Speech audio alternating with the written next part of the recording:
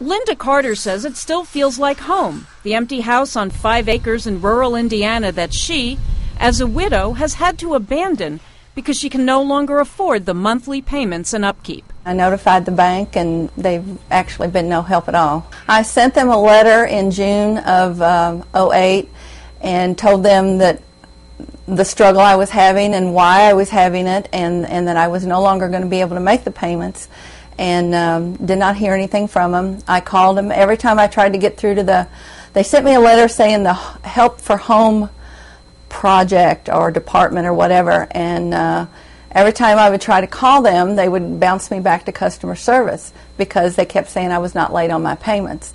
So I did not make any payments after the May payment. And finally in July, I was able to get through to the foreclosure department. They transferred me to the consumer counseling that works with them, and we went over my expenses and went over my income and my health and the fact that I'm going to be retiring soon. And the counselor basically told me that she thought I should walk away. I sent another letter to the mortgage company, and after I had missed a couple payments, and told them, you know, that I was going to be moving out, that I couldn't afford to keep the house. I rented a part of a house nearby so that I could try to keep an eye on my property and make sure it didn't get vandalized and all. I'm paying about $750 a month in rent, which counts most of my utilities. I was paying $1,223 in mortgage payments plus all of my utilities and all of my upkeep.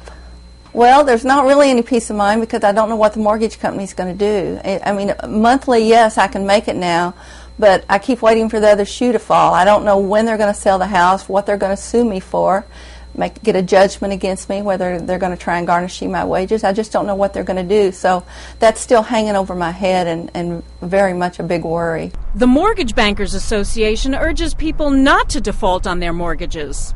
It really is putting a stain on these borrowers' credit. It's going to impact them for a number of years to come in trying to buy another home, to try to rent something. It could have an effect if an employer owns a gets a credit report on their employment. So there are really some long-term consequences to this. Not to also remember that a number of states, when a borrower just walks away, the lender, in fact, can come back and will come back to that borrower to try to collect a deficiency. So it's something that borrowers really need to understand what the long-term, wide-ranging results and consequences could be of just abandoning their properties. So it's not immoral, it's just a bad judgment. It's a very bad judgment on the part of individuals and not to live up to their agreements, but more importantly, not to understand how it's going to affect their lives and the lives of their family over the coming years. That's the most important issue that they really need to consider.